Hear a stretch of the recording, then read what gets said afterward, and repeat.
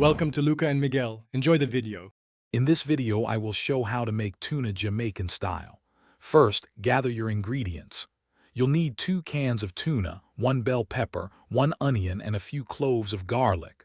Also, prepare your seasonings: a small piece of Scotch bonnet pepper, a sprig of fresh thyme, and some black pepper.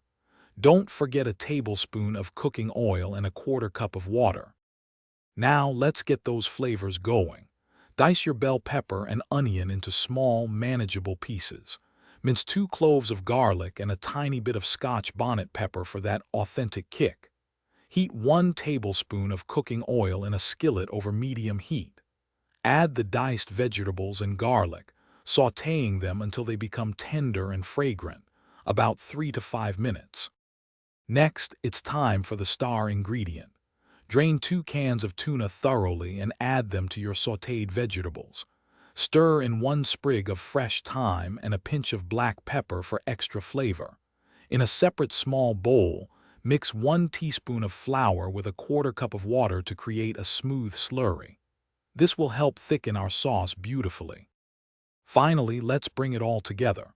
Pour the flour slurry into the tuna mixture, stirring continuously to ensure it thickens evenly.